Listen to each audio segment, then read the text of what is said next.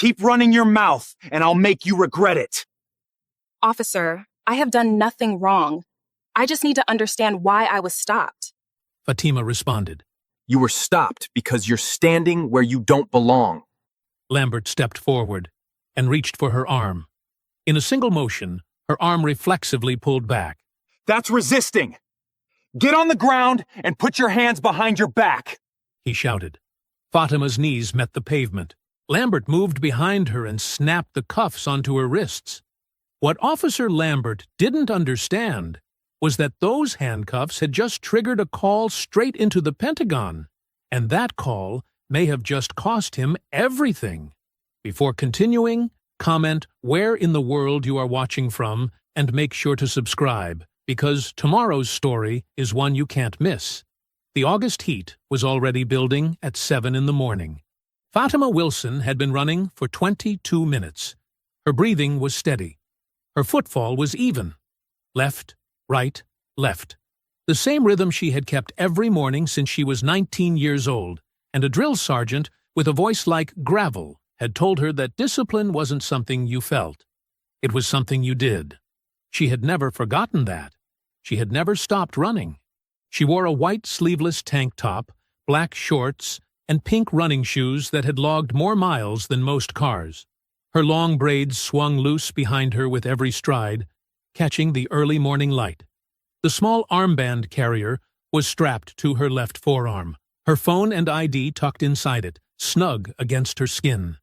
This was Magnolia Ridge Drive, a quiet street in Harlow Falls, Georgia, lined with oak trees and wide green lawns, and houses that cost more than most people made in 5 years.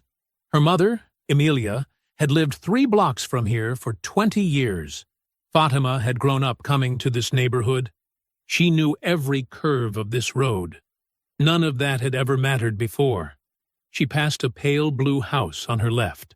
2 stories, white shutters, a front porch with hanging flower baskets. A woman sat in a rocking chair on that porch. She looked to be in her mid-60s, white, in a housecoat, with a cup of something warm balanced on the armrest beside her. She wasn't reading. She wasn't looking at her phone. She was watching Fatima. Fatima noticed. She always noticed things. It was part of who she was. The woman's eyes tracked her like she was something that didn't belong here. Her brow pulled down slowly, the way people's faces move when they're deciding something. Fatima kept her pace and kept her eyes forward. Behind her, she heard the sound of a chair scraping against wood. She ran another block. The oak trees threw long shadows across the road. A sprinkler kicked on somewhere. A dog barked twice and went quiet. Everything felt ordinary. Everything looked ordinary. Then a patrol car came around the corner. It slowed when it reached her, matched her pace. A white and blue Harlow Falls PD cruiser, crawling alongside her on the empty street like it had all the time in the world. Fatima kept running for 2 more steps, then slowed to a stop. She pulled out her earbuds. She turned to face the vehicle. The driver's door opened. A white officer stepped out. He was maybe 30 years old, built like someone who spent a lot of time at the gym, with a jaw that was set just a little too hard. His right hand dropped to his belt the moment his feet hit the ground. Not to draw anything, just to rest there, just to make sure she saw it. His name tag read, Lambert. Ma'am? His voice was flat, neutral in the way that wasn't actually neutral. We got a call about a suspicious person matching your description. Someone reported you casing vehicles in the neighborhood. Fatima looked at him. Then she looked at the patrol car. A second officer sat in the passenger seat. Young, maybe 28. He had not gotten out of the car. He was looking straight ahead through the windshield like the road in front of him was the most interesting thing he had ever seen. His name tag, visible through the glass, read, Banks. She looked back at Lambert. Casing vehicles, she said. That's what was reported. Fatima kept her voice even, calm. The same voice she used in briefing rooms when a general asked her a question and she already knew the answer. What specific behavior was I reported doing? Lambert's jaw tightened. Just slightly. Just enough. You match the description of... I heard what you said. She kept her tone polite, precise. I'm asking what behavior was reported. Was I looking into cars? Trying door handles? What exactly did the caller say I was doing? Lambert stared at her. The hand on his belt didn't move. The sprinkler somewhere behind her was still going. The street was still empty. There was nothing happening here. There was a woman in a white tank top and pink running shoes standing on a sidewalk in the early morning, asking a completely fair question. His eyes moved over her slowly. Down. Up. The way that wasn't about assessment. The way that was about something else entirely. I'm going to need you to produce some identification, he said. He had not answered her question. He was not going to answer her question. His hand stayed exactly where it was. Fatima reached into her armband carrier slowly. She moved the way she had been trained to move in tense situations, deliberately, with no sudden motion, no reason to give anyone anything to point to later. Her fingers found her military ID, and she pulled it out, holding it flat in her open palm so Lambert could see it clearly before he even took a step toward her. He didn't look at it right away. He looked at her first. Then, like he was doing her a favor, he glanced down at the card. Fatima Wilson, she said. I'm staying at 22 Camellia Court, 3 blocks east. I'm visiting my mother. I run this route every morning. Lambert took the ID, turned it over once, handed it back without a word. Behind him, Banks had still not moved from the passenger seat, still staring through that windshield, still acting like none of this was happening 6 feet away from him. Here's the thing, Lambert said, hooking his thumbs into his belt. You got people in this neighborhood feeling uncomfortable. That's a problem. I'm running, Fatima said. On a public street. I understand that. Do you? His eyes went flat. Watch your tone. Fatima looked at him steadily. Her braids shifted in the light morning breeze. Her breathing had fully settled from the run. She was the calmest person on this street, and they both knew it. And something about that seemed to bother him more than anything else. I'm asking a straightforward question, she said. What did the caller report me doing? Not what I look like. What I was doing? You need to stop pressing me on that. I need to understand why I was stopped. You were stopped, Lambert said, his voice dropping half a register, because someone in this neighborhood didn't recognize you and felt unsafe. That's enough. Fatima let that sit in the air for a moment. She wanted to be sure she had heard it correctly. Someone felt unsafe. A woman running in broad daylight on a public street in workout clothes. That was enough. Keep your hands where I can see them, Lambert said. They are where you can see them. Don't get smart with me. I'm not being smart. I'm being accurate. Something shifted behind his eyes. A door closing. She recognized it immediately. She had seen it in the field before, in the faces of people who had decided that the conversation was over and only the outcome remained. He took one step toward her. Fatima's hand went up slightly. An instinctive, open-palmed gesture. The universal body language for wait. I'd like to know if I'm being detained or if I'm free to go, she said. Put your hands down. I'm not. I said put your hands down. Louder now. His voice had changed. It had an edge that hadn't been there 30 seconds ago. Sharp and deliberate. The hand that had been resting on his belt moved. He reached for her arm. Fatima stepped back. One step. That was all. One automatic, fully human, completely instinctive step backward when a man she did not know reached for her without warning. Then his hand shot forward and closed around her wrist. Her body reacted before her mind could stop it. 12 years of close-quarters combat training didn't live in her head.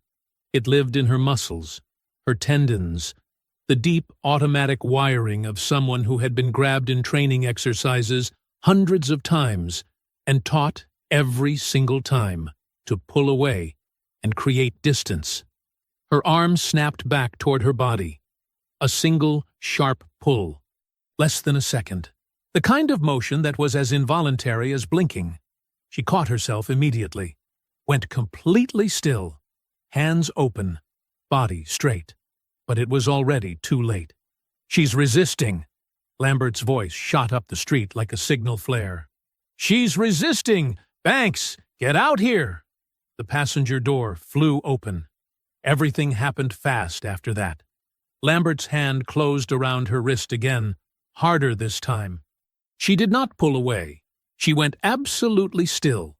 But it didn't matter anymore. The script had already been written. The word had already been said, and it was the only thing that was going to be remembered about this morning. Not the grab, not the reflex. Just the word. He spun her. Her shoulder hit first, then her knees, and then she was on the ground. The asphalt was hot and rough against her skin through her white tank top. Her braids splayed out around her face. Her pink shoes scraped against the road as Lambert pulled her arms behind her back, and the cuffs clicked into place. 1, then 2. Banks stood 2 feet away. He was looking at the ground. From somewhere down the street, a man with a leaf blower had gone completely silent. Fatima could feel him watching. She could feel the whole street watching, from behind curtains and through cracked blinds, and not one person was going to come outside. She lay with her cheek an inch from the hot asphalt of Magnolia Ridge Drive. Her breathing was controlled. Her face was still. Her eyes were open and focused and clear. She was already thinking about what came next. The holding cell smelled like industrial cleaner and old coffee. Fatima sat on the metal bench with her back straight, and her hands folded in her lap. Her braids were still loose from the run. There was a scrape on her left knee from the asphalt that had dried to a thin, dark line. Her white tank top had a gray smudge across the shoulder where the road had met her first. She had not said a single word during processing. Not when they walked her through the front doors. Not when a heavy-set officer with reading glasses perched on the end of his nose typed her information into a computer with 2 fingers, slowly, like time was something he had plenty of. Not when they placed her belongings into a clear plastic bag. Her phone, her armband carrier, and her military ID, and sealed it with a zip tie right in front of her. She watched the ID disappear into the bag. She kept her face still. The charge sheet said, "Resisting arrest. Obstruction of a law enforcement officer." The officer who typed it didn't look at her once, like she was just another form to fill out. Just another Tuesday morning in Harlow Falls. The cell door closed with a heavy metallic clank. Fatima sat down on the bench and looked at the wall across from her. Concrete block, painted over so many times the surface was slightly bumpy. A small rectangular window near the ceiling let in a strip of pale morning light. She could hear phones ringing somewhere down the hall. A radio playing low. The ordinary sounds of a building that processed human beings like paperwork. She breathed in, breathed out. Her mind was already moving. 15 minutes passed before a young officer appeared at the cell door. He was maybe 26, with a patchy attempt at a beard and the look of someone who was still figuring out whether this job was what he thought it would be. His name tag read, Gabby. "You get 1 call," he said. He was trying to sound official about it. He almost managed it. Fatima stood up. "I need you to dial a number for me." Gabby led her to a phone mounted on the wall near the processing desk. He stood a few feet back, arms crossed, trying to look like he wasn't paying attention. Fatima looked at the phone for a half-second, then began to recite the number from memory. She had not dialed it in 4 months. She had not forgotten a single digit. Gabby dialed. It rang twice. "Department of Defense, Office of the Assistant Secretary. How may I direct your call?"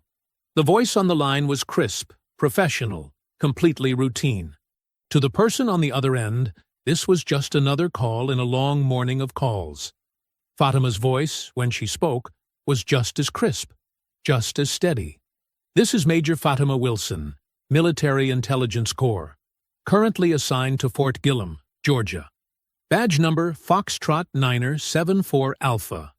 I hold a top-secret dark SCI clearance, current and active. I am calling from the Harlow Falls Police Department holding facility in Harlow Falls, Georgia, where I have been detained. She paused for exactly 1 beat. I need to be connected to General Marcel Benny's office. This call needs to be logged and time-stamped. Please confirm you are doing so. A brief pause on the line. Then, 1 moment, Major. Gabby had stopped pretending not to listen. He was standing completely still, his arms no longer crossed, his eyes fixed on the side of Fatima's face, with the expression of someone who had just realized the ground under their feet was not quite as solid as they thought. Fatima did not look at him. She kept her eyes level and her voice even as Benny's aide came on the line. She stated everything: the time of the stop, the name on the officer's badge, the sequence of events in order, without editorializing, the charges as written on the sheet, where she was, what she needed. She spoke for less than 3 minutes and did not waste a single word. When she finished, she thanked the aide, confirmed the call reference number, and hung up. She turned back toward the cell without looking at Gabby. She had been sitting on the metal bench for less than 4 minutes when she heard it. A sharp knock, a raised voice somewhere down the hall, the sound of a door being opened faster than usual. Then footsteps, quick ones. Sergeant Dale Parker appeared at the far end of the processing room. He was holding Fatima's booking sheet in his hand. His face was the color of old chalk. He read it again. Like reading it a second time might change what it said. It didn't. 2 hours passed. Fatima had not moved from the bench. She had not asked for anything. She had not complained about the scrape on her knee, or the smudge on her tank top, or the fact that the strip of morning light through the high window had shifted and grown as the morning turned toward afternoon. She sat with her back straight, and her hands folded, and she waited with the patience of someone who had learned a long time ago that waiting was its own form of power. Then she heard the footsteps, different from Gabby's, heavier, slower, the footsteps of a man who was choosing his pace deliberately. Chief Hank Vastine appeared at the cell door. He was 56 years old, broad-shouldered, with silver hair cut close, and a face that had probably been handsome 20 years ago, and had since settled into something more useful. Authoritative, trustworthy, the kind of face that looked good behind a podium. He was in full uniform. He had the careful, warm expression of a man who had been in damage control situations before, and was very, very good at them. He smiled when he saw her. Actually smiled. Major Wilson. His voice was smooth, practiced, like warm syrup poured slow. I am so sorry to keep you waiting. Please, come on out of there. The cell door was already opening. Fatima stood. She straightened her tank top. She walked out of the cell and stopped in front of him and looked at him with an expression that gave nothing away. Vastine clasped his hands in front of him like a man about to deliver a sermon. First, I want you to know that what happened this morning was a deeply regrettable miscommunication. Officer Lambert followed a call. Things escalated in a way that should not have happened, and I want to personally apologize on behalf of this department. Fatima said nothing. She let him keep going. We take situations like this extremely seriously. He nodded as he said it. Like the nodding made it more true. Officer Lambert has been spoken to. I want to assure you that this is not who we are as a department. We serve this entire community, and that absolutely includes you. He paused there, leaving space for her to say something gracious, something that would make this easier. Fatima looked at him for a long moment. This is not who we are, she repeated back to him, quietly. No heat in it. Vastine blinked. That's correct. This does not reflect. You said that twice now. She kept her voice level. This is not who you are. She tilted her head slightly. Yes, it is. The warmth in his face didn't disappear. Men like Vastine didn't let their faces do what they were actually feeling. But something behind his eyes shifted. A small, cold recalibration. I understand you're upset, he said. I'm not upset, Fatima said. I'm clear. She held his gaze for one more beat.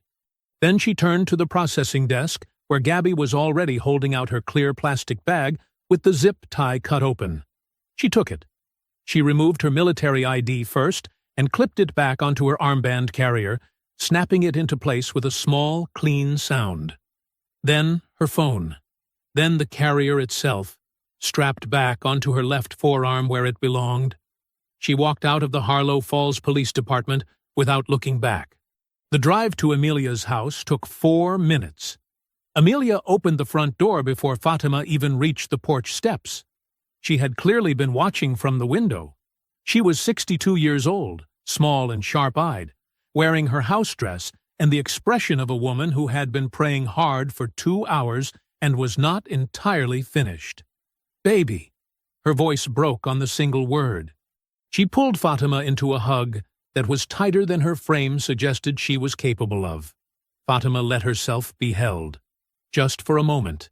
Just for long enough to feel her mother's heartbeat against her own, and remember that this was what she was protecting. Then Amelia pulled back, held Fatima's face in both hands, looked her over from head to toe, and switched cleanly from relief to fury. "That scrape."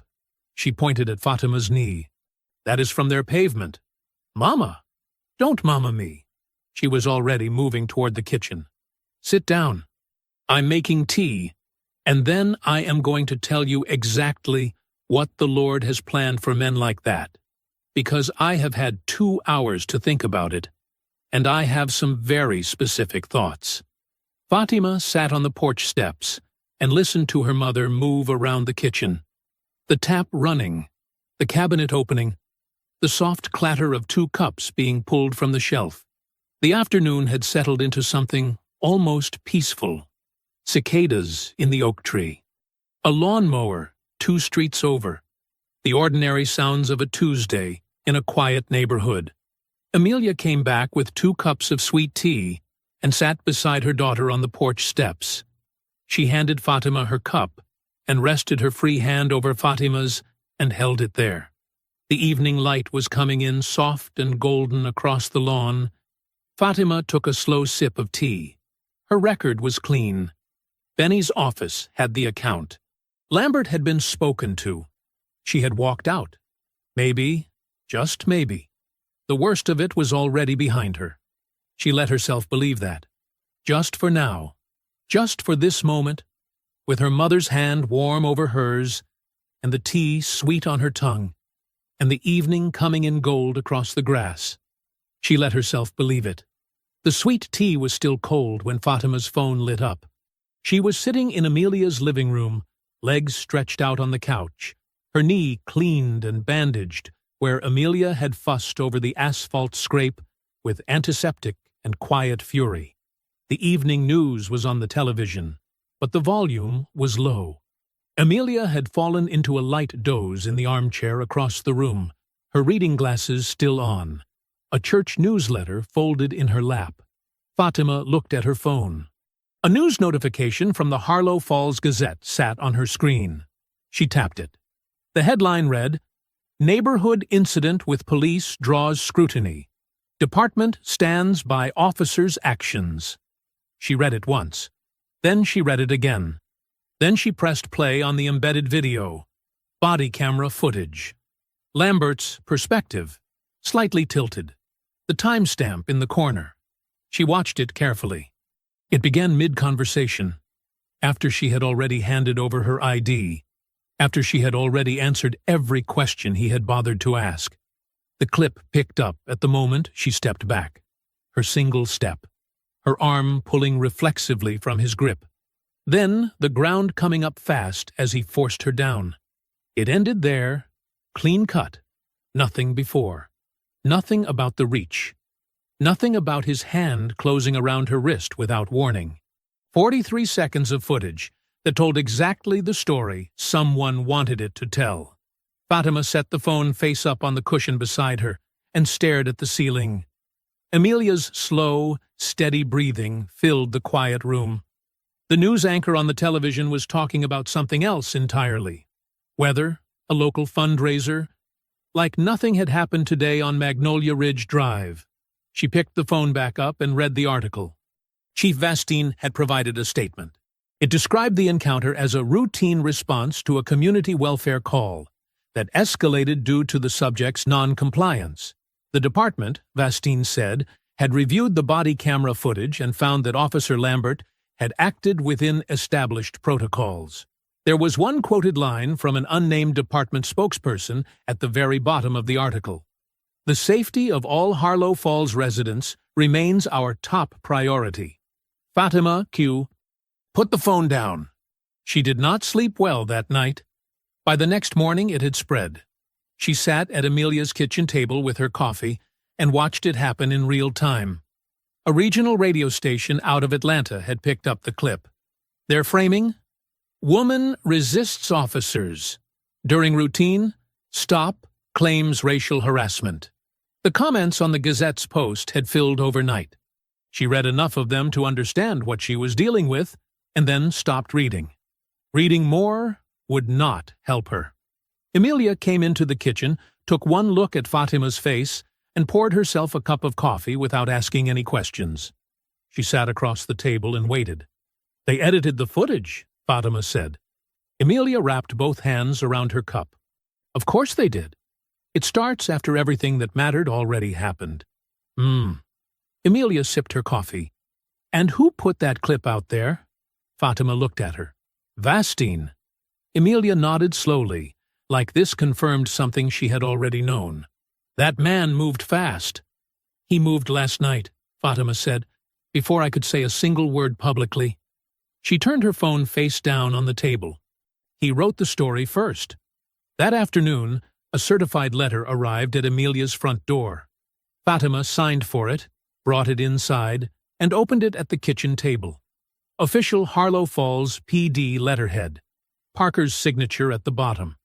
A supplemental incident report, 3 paragraphs long, corroborating every detail of Lambert's account. No mention of the initial grab. No mention of the wrist. Clean, neat, and entirely false. Attached to it was a formal notice. The charge of resisting arrest had been officially refiled. Fatima read it twice, folded it back along its creases, set it on the table. She called Benny's office. His aide picked up on the second ring. Fatima explained the refiled charges, the edited footage, Parker's supplemental report. She laid it out clearly, the way she laid everything out. Then she asked the question she already knew the answer to. The aide was quiet for a moment. Then, carefully and professionally, she confirmed it.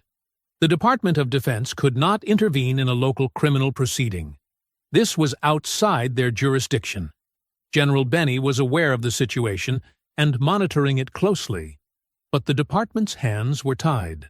"I understand," Fatima said. "Thank you." She ended the call. She placed her phone face down on Amelia's kitchen table. The certified letter sat beside it. Outside, a car passed slowly on the street. The refrigerator hummed.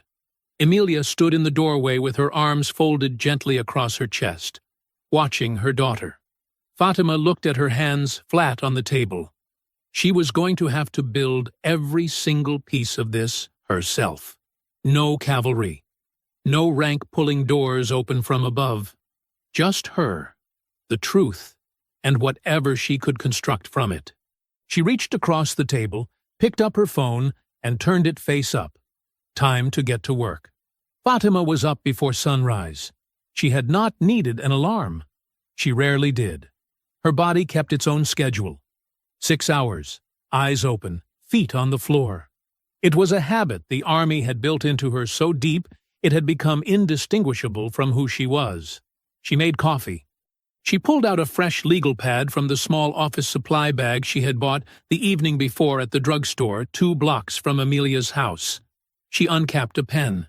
She sat down at the kitchen table in the gray pre-dawn quiet, and she did what she had been trained to do when facing an adversary with more resources, more time, and more institutional cover than she had. She started from zero.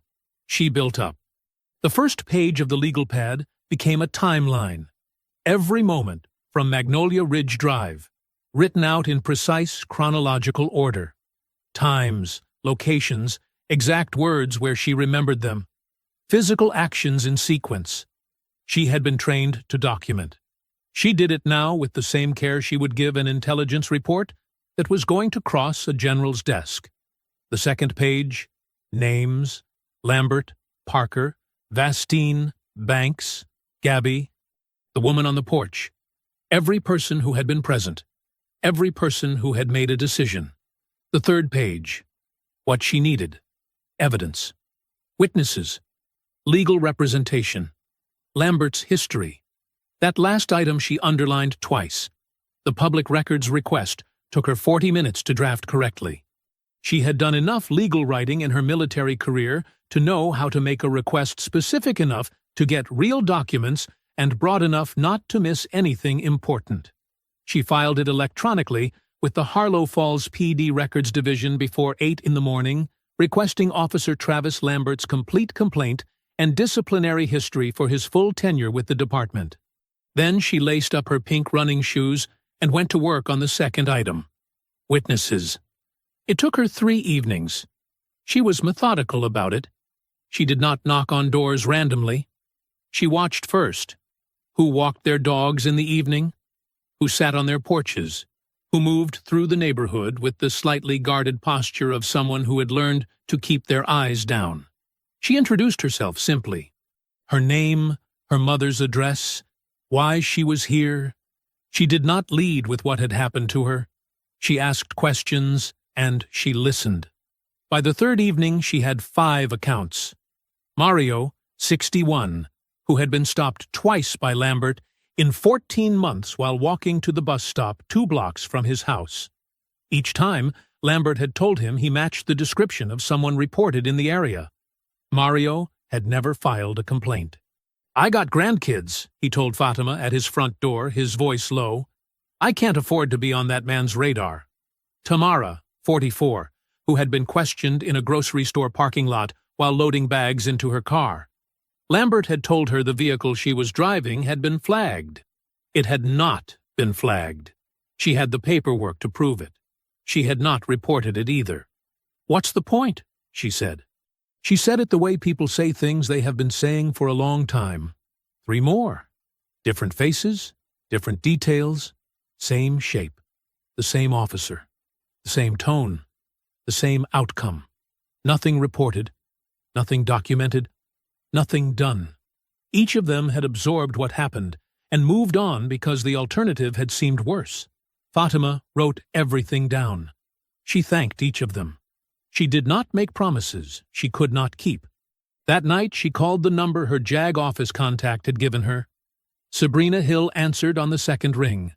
Her voice was sharp and professional and moved fast, the voice of someone whose mind was always slightly ahead of the conversation. Fatima introduced herself, gave her rank and current situation in 2 sentences, and then laid out everything: the arrest, the edited footage, the refiled charges, Vastine's media strategy, Parker's supplemental report, the 5 neighborhood accounts, in exactly the order it had happened. Sabrina did not interrupt once. When Fatima finished, there was a pause. Not the pause of someone deciding whether they were interested. The pause of someone who had just heard something they had been waiting a long time to hear. "I've had a file on the Harlow Falls PD for 3 years, Sabrina said. "I've been waiting for the right person to walk through the door." Another pause. "Major Wilson, I've been waiting for you. Can you take the case?" Fatima asked. "I'm already on it," Sabrina said. "Tonight." Fatima set her pen down on the legal pad. Outside, Amelia's street was dark and quiet. She looked at the pages she had filled since before sunrise, the timeline, the names, the witness accounts, the list of what she still needed. It was a start, a real one. For the first time since the asphalt of Magnolia Ridge Drive, she felt the faint, careful return of something that felt like momentum. Sabrina Hill did not waste mornings.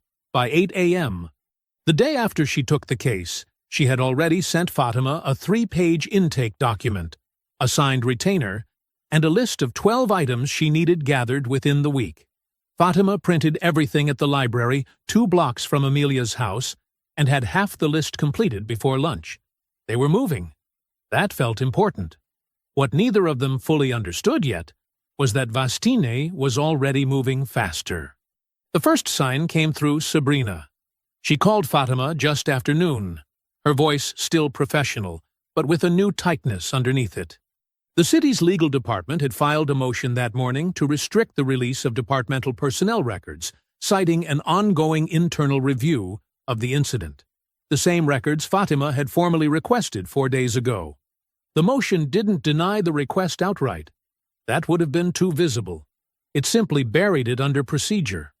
Reviews took time. Time was the weapon.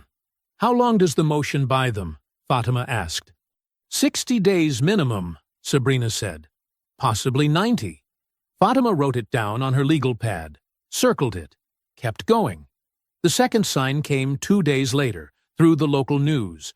The Harlow Falls City Council held a regular session on Thursday evenings. Fatima watched the live stream on her laptop at Amelia's kitchen table.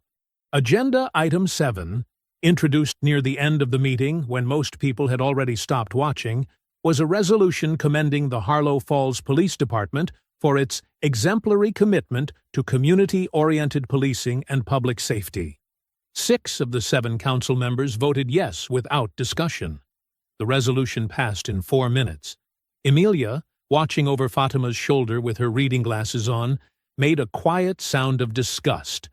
6 out of 7, Fatima said. All his, Amelia said. Every one of them. Fatima wrote that down too. The letter arrived at Sabrina's Atlanta office on a Friday. Sabrina forwarded it to Fatima by email with a single line at the top. Read this carefully. The letter was on the official letterhead of the Harlow Falls Business Cooperative, signed by its chairman, who was, Fatima noted, also listed on the city's website as a member of the police department's Community Advisory Board. The letter addressed Sabrina directly. It described her involvement in the case as an outside escalation of what is fundamentally a resolved local matter, and suggested that continued legal pressure would be counterproductive to the community healing this city is committed to pursuing. It was polite. Every sentence was polite. And every sentence was a warning dressed up in the language of concern. Fatima stared at it on her screen for a long moment. Then she forwarded it back to Sabrina with 3 words. Add it to the file. But the move that landed hardest didn't come from Vastine directly. Fatima found out about Banks on a Monday morning when she tried his number for the 4th time. He had not returned any of her calls since the night of the refiled charges. She had not pushed. She understood the position he was in. This time someone picked up. It was Banks. His voice was flat and careful, the voice of someone reading from a script they had recently been handed. "I can't talk to you," he said. "Banks, I gave my statement. It's on record. I can't say anything beyond that." "I know what you saw on that street," Fatima said. Her voice was quiet. No pressure in it. "Just the truth," stated plainly. "You were standing right there." A long silence. "I have a family," he said. Then he hung up. Fatima set her phone on the table. She did not move for a moment. She thought about Banks's face on Magnolia Ridge Drive, the way he had looked at the ground the entire time. She thought about what it cost a person to watch something wrong happen and say nothing. She thought about what it cost them to keep saying nothing after that. She did not blame him, but she wrote his name on a fresh page of the legal pad and underlined it. Not as a source she had lost, as a thread she had not finished pulling. Sabrina called that evening with a full summary of Vastine's 4-day counter-campaign. The records motion, the council resolution, the cooperative's letter, Banks's signed supplemental statement. She laid it out methodically, like a general describing troop movements on a map. "He's running the standard playbook," Sabrina said. "Delay the documents. Control the local narrative. Isolate the witnesses. Make the plaintiff tired enough to settle for nothing." She paused. "He's done this before." "I know," Fatima said. "He thinks he can outlast you." Fatima looked at her legal pad.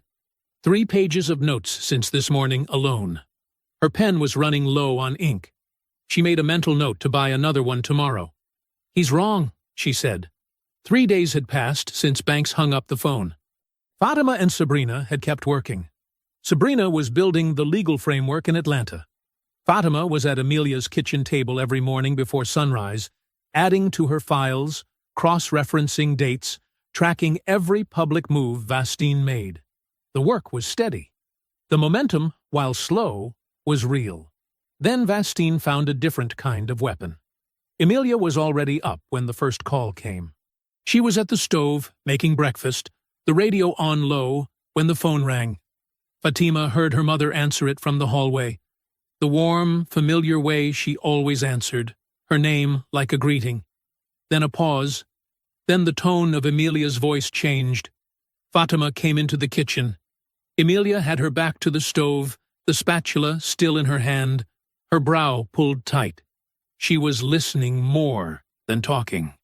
Her free hand had found the counter and was resting on it the way hands do when a person needs something solid. "No," Amelia said carefully. "That is not correct." Another pause. "I appreciate you asking me directly." "No, that is absolutely not correct." She said goodbye and hung up. She turned around. Her face had the controlled look of a woman who was not going to let herself be shaken in front of her child, even when her child was 35 years old. "Who was that?" Fatima asked.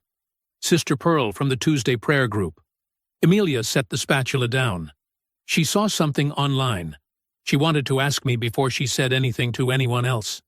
She looked at Fatima steadily. "She was asking whether it was true that you had been dishonorably discharged." Fatima went very still.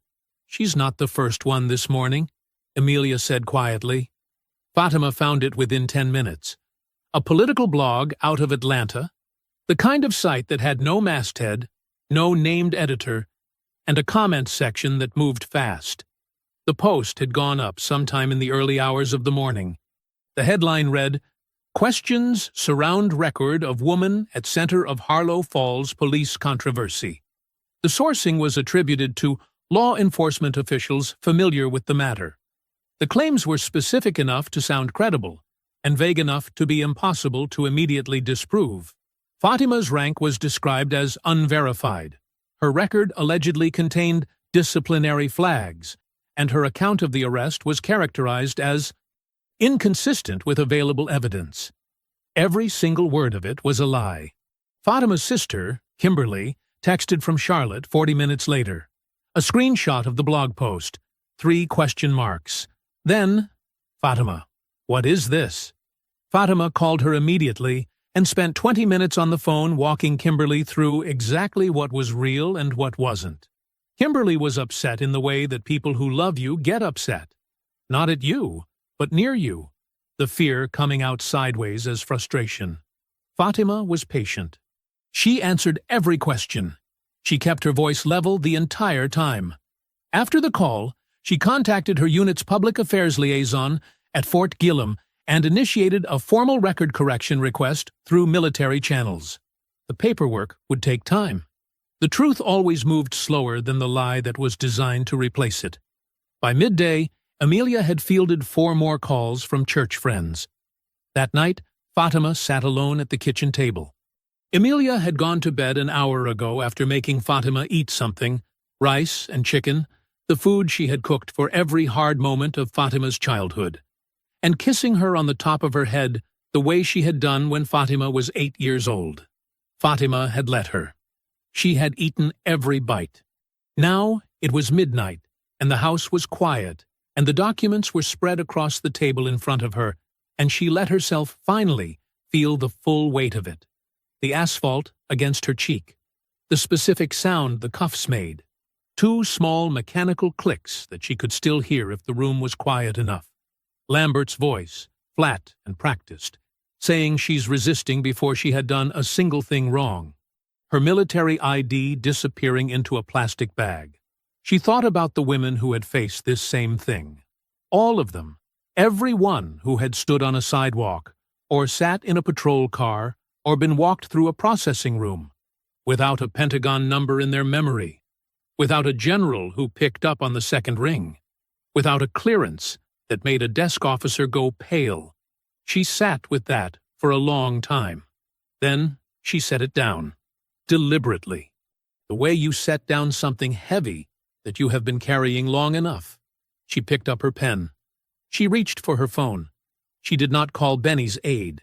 She dialed the number Benny himself had given her the day she made major, a number she had never used except once in a training exercise to confirm it was real. It rang twice. Fatima. His voice was steady and awake, the voice of a man who did not seem surprised to hear from her at midnight. Talk to me. Benny listened to everything without interrupting once. Fatima walked him through all of it. The records motion, the council resolution, the business cooperative's letter, Banks's signed supplemental statement, the smear campaign. Amelia fielding phone calls from church friends, asking whether her daughter had been dishonorably discharged. She laid it out in the same clean, sequential order she used for intelligence briefings. No editorializing, no emotion bleeding into the facts. Just the facts themselves lined up where anyone could see them clearly. When she finished, Benny was quiet for a moment. They're running you down, he said. That's the strategy. Not defeat you legally. Just drain you until you stop. I know what they're doing. Good. A pause. So stop waiting for the civilian system to hand you something. You're an intelligence officer, Fatima. Act like one. His voice was even, unhurried. I can't move officially yet, but I can tell you this. You're already sitting on what you need. You just haven't dug deep enough yet. Another pause. Dig. The line went quiet. Fatima sat with the phone in her hand for a moment after he hung up. Then she set it face down on the table, pulled the legal pad toward her, and wrote one word at the top of a clean page. Dig. She went to bed at 1 a.m. She was back at the table by 5:30. She made coffee. She pulled every document she had accumulated. The timeline, the witness notes, the city council records, the body of the records request she had filed nearly 2 weeks ago. That last item she stared at for a long moment. The city's legal department had filed a motion to restrict disclosure within days of her request. The motion cited an ongoing internal review. It had been designed to bury her request under procedural weight for 60 to 90 days. But motions took time to process, and government offices had multiple clerks. Fatima picked up her pen and began writing a follow-up inquiry, not to the legal department, but directly to the records division clerk listed at the bottom of the original submission confirmation email. A junior-level position, the kind of role that received a lot of internal memos, but not always all of them. She sent it at 6:15 in the morning. By 10:30, a partial document package arrived in her email inbox.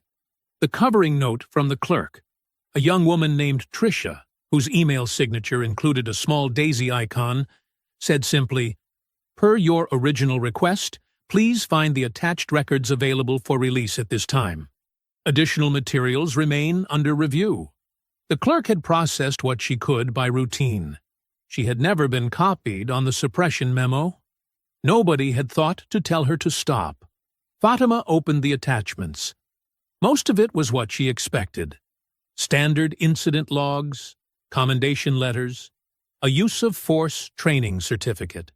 She moved through it methodically, page by page, the way she had been taught to move through raw intelligence, not looking for what you expect to find, but staying open to what is actually there. She almost missed it. It was near the bottom of the third document, a 3-year-old internal affairs report dated February of 2021, formally structured, professionally written, specific in its allegations. It documented a pattern of racially disparate pedestrian stops conducted by Officer Travis Lambert over a 14-month period, with 3 specific incidents detailed with dates, locations, and witness accounts. The report had been completed, signed, submitted through proper channels, and then reclassified as unfounded. The reclassification signature was not the investigating officer's. Fatima looked at it for a long time. It was Parker's signature. Dated 2 business days after the official record showed Vastine approving Parker's promotion to sergeant. Her eyes moved to the top of the report, to the name in the investigating officer field, Officer D. Banks. Fatima set her coffee cup down slowly. Banks had been 25 years old when he wrote this. A second-year officer who had seen something wrong and done exactly what he was supposed to do, documented it, filed it through the correct channels, signed his name to it, and Parker had buried it, handed Lambert his clean record back. Then, 3 years later, assigned Banks as Lambert's partner, close enough to be part of whatever happened next, too compromised by the buried report to ever speak freely about what he knew. That was why he had stood at the car on Magnolia Ridge Drive and looked at the ground. He hadn't been indifferent. He had been trapped. Fatima photographed every page of the report with her phone. Front, back, every margin. Then she opened a new email to Sabrina, attached all of it, and typed one line. Found it. Her phone rang 4 minutes later. Sabrina's name on the screen. Fatima picked up before the second ring. Sabrina called at 7:15 the next morning. I filed it an hour ago, she said. Emergency Civil Rights Complaint, Department of Justice, Civil Rights Division. I cited the 2021 IA report, Parker's reclassification timeline, the direct connection to Lambert's conduct on Magnolia Ridge Drive, and the supplemental evidence from your neighborhood witnesses. Her voice had the controlled energy of someone who had been awake since 4. This is solid, Fatima. This is the strongest filing I've made in 3 years. Fatima let herself feel it for exactly 1 moment. The weight of the past 2 weeks, the legal pad pages, the late nights, the phone calls, the slow, methodical building of something from nothing, condensed into the clean, specific satisfaction of a target acquired. Good, she said. What happens now? Now we wait for the DOJ to respond. And now, Sabrina said, I think someone else is going to have something to say about it first. Martin Ward called Fatima that same afternoon. He was 32, a staff investigative journalist at the Atlanta Constitution-Journal, and he spoke with the focused intensity of someone who had been following the Harlow Falls story since the edited body camera clip first circulated and had been waiting for something real to break it open. He had independently obtained the DOJ filing through a court contact. He had already verified 2 of Fatima's neighborhood witness accounts. He wanted Fatima's statement on record. She gave it to him. Precise, factual, every word chosen carefully. His piece ran online the following morning. It was thorough and sourced, and it did not pull anything. It walked through the timeline from the original stop, through the refiled charges, through the 2021 IIC report, and Parker's reclassification, and the direct line between Lambert's buried history and what had happened to Fatima on Magnolia Ridge Drive. By noon, a cable news network had picked it up. Fatima watched the segment on Amelia's television. A use-of-force expert, calm and authoritative, breaking down the body camera footage frame by frame on a split screen. He froze it at the exact moment Lambert's hand reached forward. He pointed to it with a laser marker. Contact is initiated by the officer, he said clearly, before any movement from the subject. Amelia, sitting beside Fatima on the couch, said nothing. She just reached over and put her hand on Fatima's arm. By the following morning, the Harlow Falls PD had announced that Officer Travis Lambert had been placed on administrative leave pending a departmental review. Parker released a written statement saying he welcomed independent oversight and remained committed to transparency. Chief Vastine called a press conference. Fatima watched it standing at the kitchen counter with her coffee. Vastine was exceptional at press conferences. He wore his uniform with the quiet authority of a man who had earned it. He spoke about accountability with the measured cadence of someone who had practiced the speech. He announced the formation of an internal review panel. He said the words, community and trust, 4 times each. He looked directly into the cameras with the expression of a man who had nothing to hide. That man is buying time, Amelia said from the doorway. I know, Mama. 3 days later, the letter from the DOJ arrived in Sabrina's email. Fatima was sitting at the kitchen table when Sabrina called. She knew from the first half-second of Sabrina's silence what the answer was. They rejected it, Sabrina said. Insufficient federal nexus.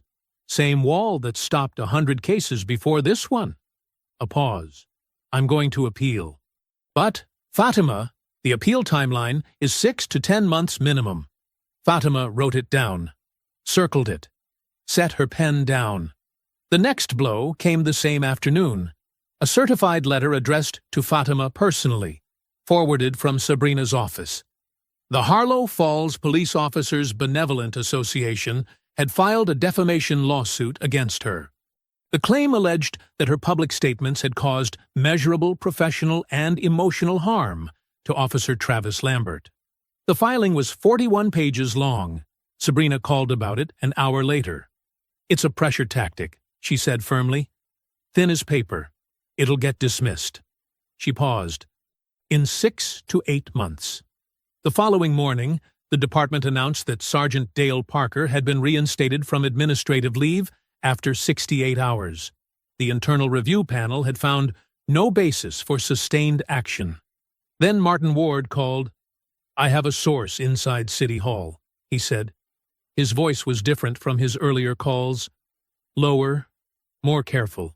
Bastine is being considered for a state-level law enforcement appointment. A significant one. The governor's office. A pause. The decision is in 14 days. If he gets it, Fatima, he's untouchable, she said. Yes. Fatima stood at Amelia's kitchen window, holding the phone.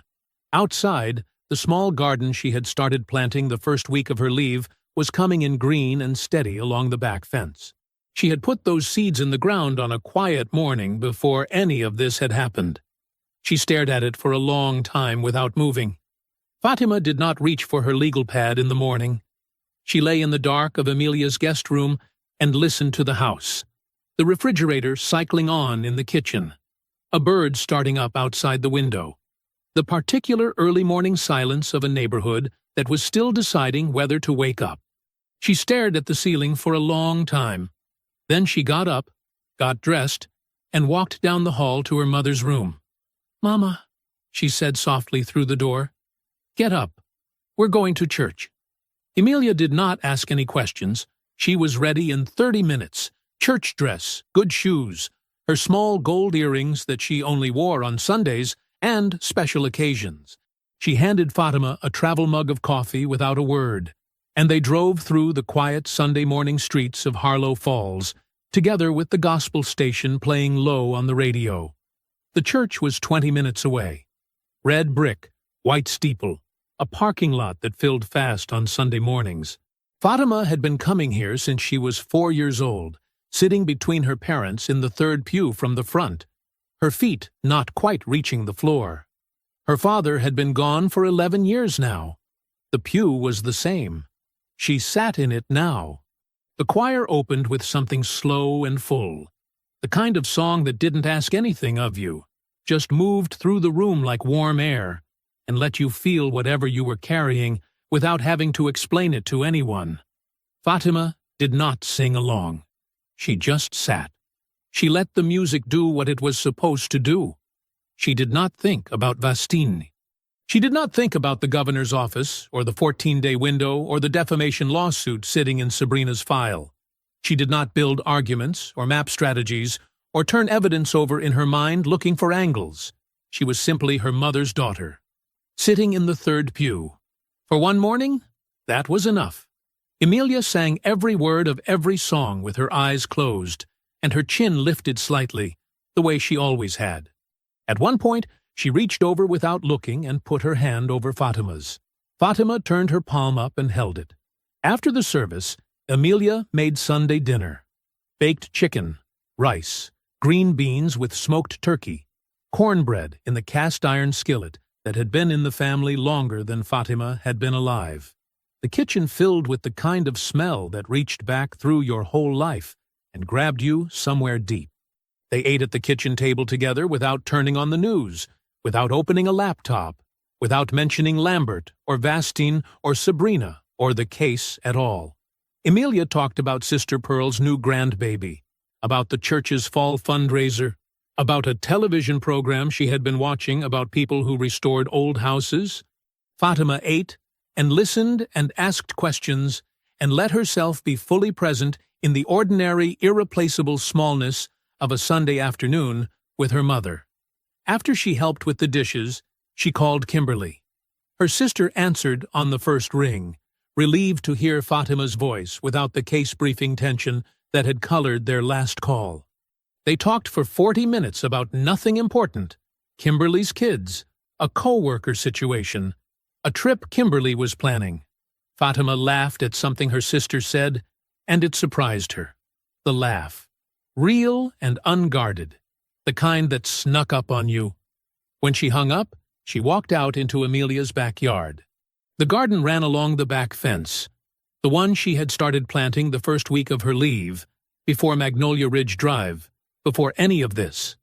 Small green shoots that had been pushing through the soil, steadily regardless of everything happening around them, indifferent to all of it, just doing the thing they were built to do. She stood there for a while in the late afternoon light, her arms loose at her sides, looking at what she had planted. Then she went back inside. She was at the kitchen table with her files open when her phone showed the voicemail notification. Benny. Left at 4:17 in the afternoon while she was on the phone with Kimberly. She played it once. His voice was brief and direct. No preamble. Fatima.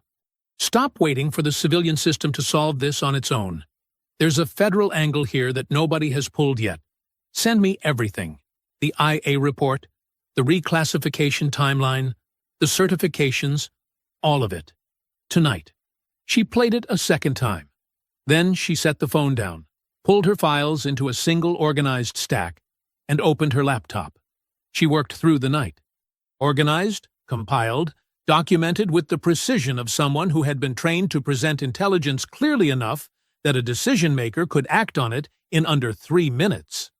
At 11:47, she attached the complete package to a secure email and sent it to the address Benny had given her. Then she closed the laptop. Outside, Amelia's street was dark and still. The garden was invisible in the nighttime yard. But she knew it was there, pushing through the soil, doing what it was built to do. She went to bed. 2 days passed. Fatima kept working. She and Sabrina spoke every morning. Short, focused calls that covered what had moved and what hadn't. The appeal of the DOJ rejection was being drafted. The defamation lawsuit response was being prepared. The records motion was still buried under procedural weight, still buying Vastine his 60 days. The governor's appointment window was now 12 days out. Everything was moving. Nothing was moving fast enough. On the second morning, Fatima was at the kitchen table with her coffee when her phone rang. Benny. She picked up before the second ring. Good morning, he said. His voice had a different quality than the voicemail. Settled. The voice of a man who had spent 2 days reading carefully and had arrived somewhere specific. Tell me, Fatima said. Benny laid it out methodically, the way he had always briefed. No unnecessary words, no dramatic pauses, just the architecture of the thing built in front of you piece by piece until you could see exactly what it was. The Harlow Falls Police Department, he explained, received an annual federal grant through the Department of Justice's Community-Oriented Policing Services Program, the COPS grant. It had been funding a portion of the department's community outreach operations for 6 consecutive years. The amount was substantial, significant enough that losing it would create a genuine budget crisis for a department the size of Harlow Falls PD.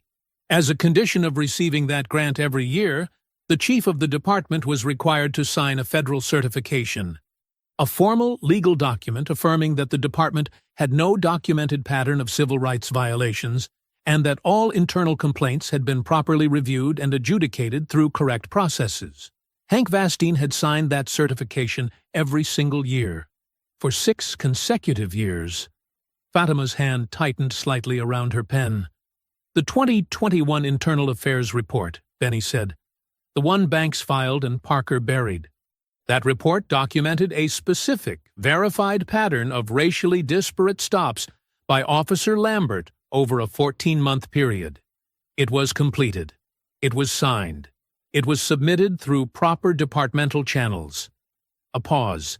And then Parker reclassified it as unfounded, without proper authority, 2 days after his promotion was approved, and it disappeared. Fatima was already writing. Vastine signed the federal certification 4 months after that reclassification, Benny continued. He certified to the United States government that his department had no documented pattern of civil rights violations, but the 2021 IA report existed. It had been filed. It documented exactly that pattern. Vastine signed a federal document saying otherwise. The kitchen was very quiet. "That's not a civil rights complaint," Fatima said slowly. "No," Benny said. "It's federal grant fraud. Materially false statements on a federal funding certification. That is an entirely different category of problem with an entirely different set of consequences." He paused. "I've already been in contact with the FBI Civil Rights Division's Atlanta field office through proper DOD to DOJ channels. I cited the documented federal funding nexus. They are opening an inquiry." Fatima set her pen down. She had been building this case from the ground up for 2 weeks. Witness accounts, document requests, legal filings, late nights at this table while the house slept. She had watched every move get absorbed and survived by a system that had decades of practice protecting itself. This was different. This didn't bounce off institutional walls. This went through them. "Fatima," Benny's voice was steady, "you built the foundation. Everything I used came from what you sent me. The IA report, the reclassification dates, the certification records you pulled from the public filing database. You already had all of it. A brief pause. You just needed someone with the right vantage point to see what it added up to." "Thank you, General," she said.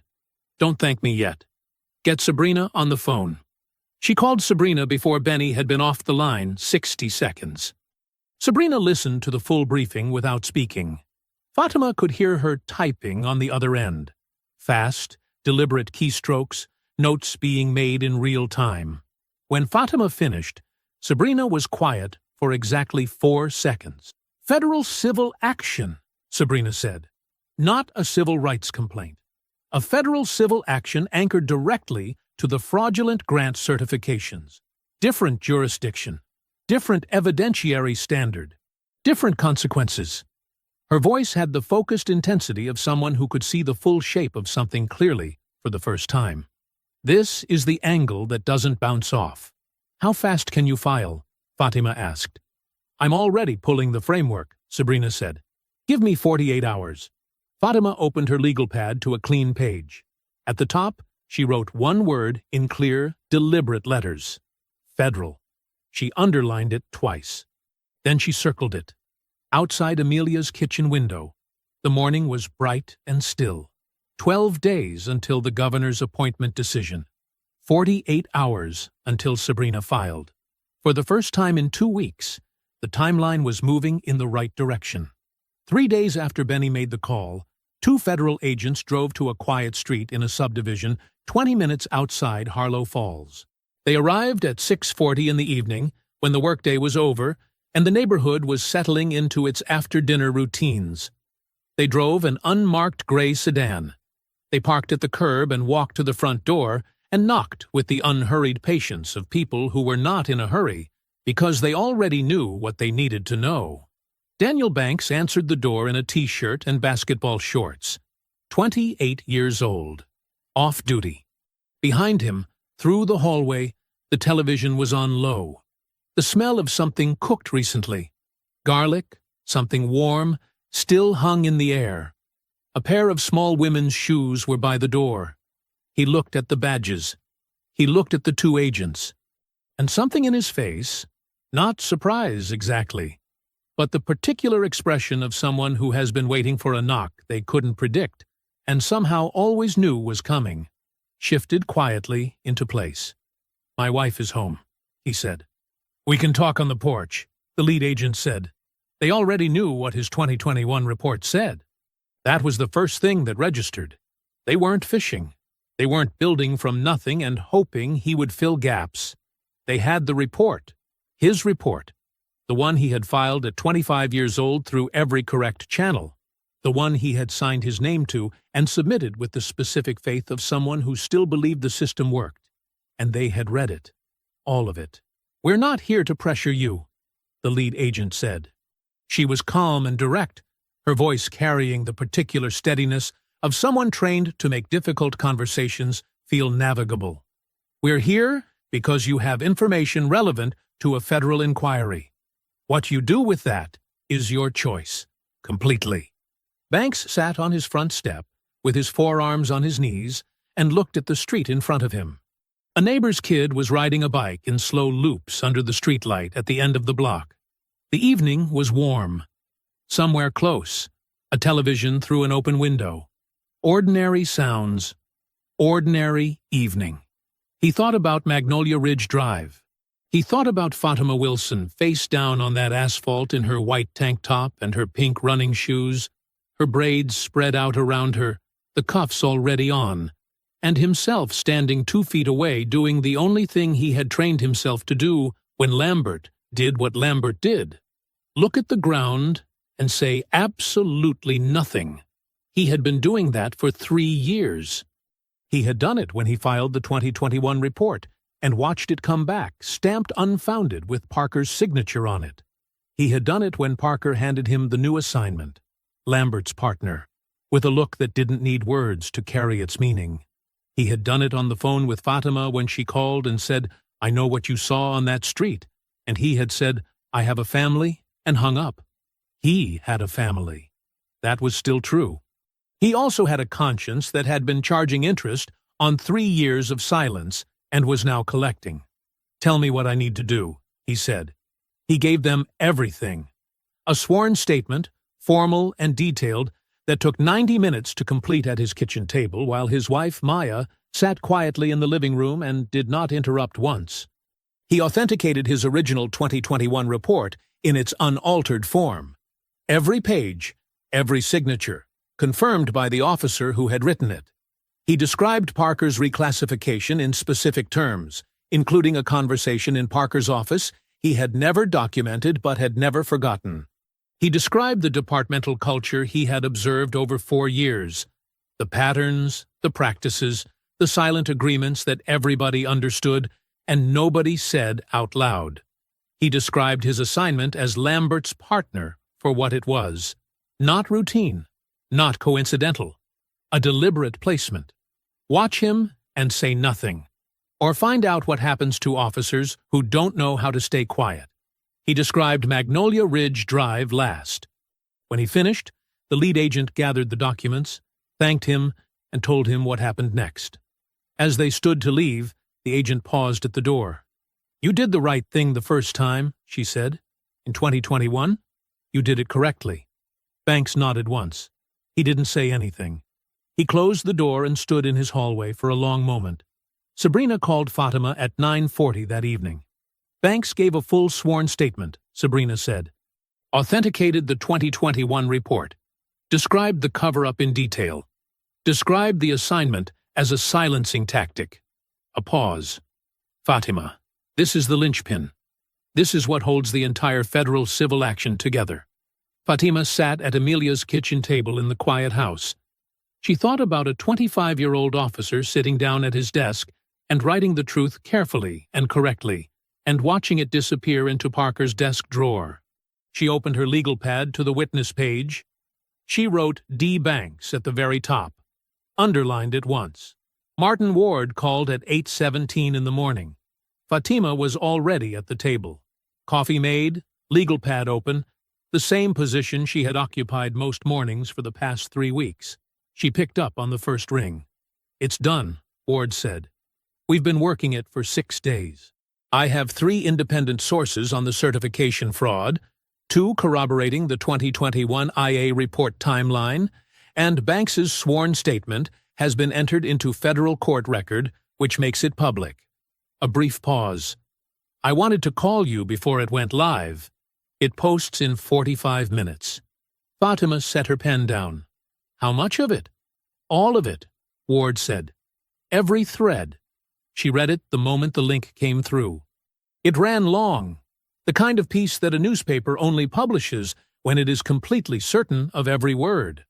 Ward had written it with the same methodical precision Fatima had brought to her own documentation. He started at the beginning. Magnolia Ridge Drive, the stop, the edited body camera footage, and who had released it, and when. The refiled charges, the records motion, the council resolution, the business cooperative's letter. Then he went deeper. The 2021 Internal Affairs Report, its contents, its filing date, its author, Parker's reclassification signature, dated 2 business days after his promotion was approved by Vastine. A direct quote from a legal expert Ward had sourced independently. A reclassification of this nature, executed under these circumstances, without proper review board authorization, represents a fundamental corruption of the internal accountability process. Then the COPS grant certifications, 6 years, 6 signatures, 6 federal documents affirming no documented pattern of civil rights violations, while a completed signed internal affairs report documenting exactly that pattern sat buried in a departmental file. Then the defamation lawsuit. Ward had pulled the filing and had a civil litigation attorney walk through it on record. The attorney's assessment was 3 words: naked intimidation tactic. Then the governor's appointment. Ward had 2 sources inside the state capitol confirming Vastine had been actively lobbying for the position for 4 months. One source provided an email. Ward quoted from it carefully. By noon, the wire services had it. By 2 in the afternoon, it was national. Fatima watched it move from Amelia's living room couch with her laptop open and her phone going steadily in her hand. Sabrina calling, Benny's aide calling, Kimberly calling from Charlotte with a voice that had completely changed from the frightened, uncertain tone of 3 weeks ago. The first consequence arrived at 4:15. Sabrina called. Her voice was controlled, but there was something underneath it. The specific, tightly held satisfaction of a person who has been building toward something for a very long time and is now watching it arrive. Lambert is terminated, she said. Effective today. The department released a 1-paragraph statement. Fatima wrote it down. 2 hours later, Sabrina called again. The Harlow Falls Police Officers Benevolent Association had quietly filed a withdrawal of the defamation lawsuit against Fatima. No statement, no explanation, just a withdrawal notice, filed at the end of business, hoping the news cycle would be too loud for anyone to notice the sound of them backing down. Fatima noticed. The following morning, Parker resigned. His statement cited a desire to spend more time with family, the phrase that had never once in history meant what it claimed to mean. By afternoon, the Georgia State Ethics Board had confirmed publicly that a formal investigation into his conduct had been opened. His pension, Sabrina confirmed, had been placed under administrative hold. That same afternoon, Fatima's phone showed a news alert. The governor's office had released a brief statement. The law enforcement appointment previously under consideration was no longer moving forward. No name was mentioned. No reason was given. The statement was 4 sentences long and had clearly been written by someone whose primary skill was saying nothing while appearing to say something. Vastine had run out of road. 3 days later, Martin Ward called one more time. Federal agents were at Harlow Falls PD this morning, he said. Document preservation order. I've confirmed it with 2 sources. A pause. Vastine retained private counsel by end of business. Fatima sat very still on Amelia's couch. She thought about the first morning. The patrol car rolling up alongside her on Magnolia Ridge Drive, slow and unhurried, like it had all the time in the world. Lambert's hand on his belt. The asphalt coming up fast. All that time. All that certainty. That evening, Amelia came and sat beside her at the kitchen table, while Fatima read Ward's piece one more time. Amelia put her reading glasses on and read over Fatima's shoulder, her lips moving slightly with certain sentences. The way she read things, she wanted to make sure she understood completely. When she reached the end, she took her glasses off. She set them carefully on the table. She looked at Fatima. She didn't say a word. She didn't need to. The settlement signing was on a Friday morning. Sabrina's office was on the 14th floor of a building in downtown Atlanta, with wide windows that looked out over the city. Fatima arrived 7 minutes early in her dress uniform. Army greens, her commendations in their correct order on her chest, her rank insignia precise. She had not planned to wear it. She had stood in Amelia's guest room that morning looking at her civilian clothes laid out on the bed, and then she had opened the closet and reached for the uniform instead. She didn't examine the decision too closely. It felt right. That was enough. Sabrina was already at the conference table when Fatima walked in. She stood up, looked Fatima over once from boots to beret, and said nothing for a moment. Then she smiled, small, real, the smile of someone who had been in this work long enough to know that moments like this one were rare. "Sit down," Sabrina said. "Let's finish this." The terms were everything Sabrina had demanded, and nothing less. A formal written apology to Major Fatima Wilson from the city of Harlow Falls, signed by the mayor, entered into the public record where it would stay permanently. Independent civilian oversight of the Harlow Falls Police Department for a period of 5 years, with quarterly public reporting requirements. A complete case-by-case review of every arrest made by Officer Travis Lambert during his full tenure, every charge, every conviction, every person whose life his badge had touched. The immediate dismissal with prejudice of all charges against Fatima, expunged completely from every record in which they appeared. And the financial settlement. Fatima had told Sabrina 3 weeks ago what she intended to do with it. Sabrina had not tried to talk her out of it. She understood, Fatima thought, the particular kind of statement that was being made. Every dollar went to the Amelia Wilson Scholarship Fund, established in her mother's name, administered through an Atlanta-based nonprofit, designated specifically for young black women pursuing careers in public service or military service. The first round of applications had already opened. Sabrina had seen to that. Fatima signed her name at the bottom of each document in the same clean, deliberate hand she had used to sign orders and reports and commendations for 13 years. When the last page was done, Sabrina slid the pen back across the table and stacked the documents neatly and said, "It's over." Fatima looked at the stack of papers. "No," she said quietly. "It started." Sabrina looked at her for a moment. Then she nodded once. "Yes," she said. "That's right." She drove back to Harlow Falls in the afternoon light. Amelia was waiting on the porch when Fatima pulled up.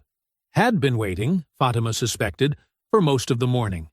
She was in her good house dress with her small gold earrings in and her hands folded in her lap. And when Fatima came up the front walk still in her dress uniform, Amelia stood up slowly and put both hands over her mouth. Fatima climbed the porch steps, and her mother pulled her into a hug that lasted a long time. Neither of them said anything for a while. Then Amelia said, against Fatima's shoulder, "Your father would have been so proud." Fatima held on a little tighter. Just for a moment. Just long enough. The next morning, she ran her route. Same time. 7 a.m. Same white tank top. Black shorts. Pink running shoes. Braids loose. The August heat already building, the way it always did, indifferent and steady. She turned onto Magnolia Ridge Drive and ran it at her regular pace, her breathing even, her footfall steady. Left, right, left, the same rhythm she had kept since she was 19 years old. She ran the full stretch of it, including the place on the road where the asphalt had a faint scuff mark she may have imagined. She ran it straight and level and did not slow down. Near the pale blue house with the white shutters, a woman in her early 60s was crouched along the front walk, deadheading roses with a small pair of garden shears. She looked up as Fatima approached. Their eyes met. The woman straightened slowly. The shears hung at her side. She opened her mouth, closed it once, then said, "I should have come outside." Fatima held her gaze. She thought about saying several things. She settled on the truest one. "Next time," Fatima said. She kept running. Back at Amelia's kitchen, The morning light came through the window over the sink the way it always did, warm and unhurried, catching the dust in the air and making it look like something worth seeing. Amelia was at the table with her reading glasses on and the Atlanta Constitution Journal open in front of her. Martin Ward's follow-up profile. Fatima had read it the night before.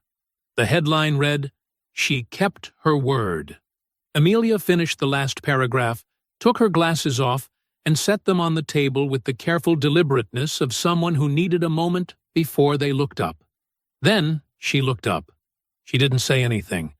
She just looked at her daughter across the coffee cups and the morning light with an expression that held everything: the fear, the pride, the sleepless nights, the porch steps, the sweet tea, the church pew, all of it, braided together into something that didn't need a single word to be completely understood.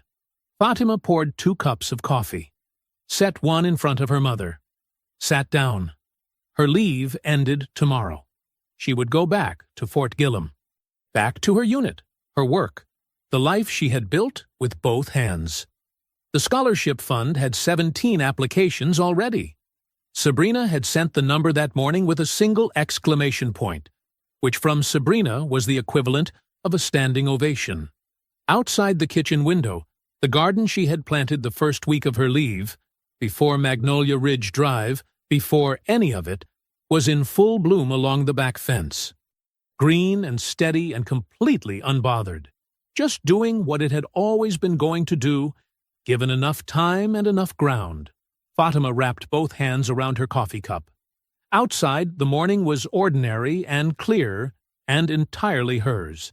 If you enjoyed the story, leave a like to support my channel and subscribe so that you do not miss out on the next one.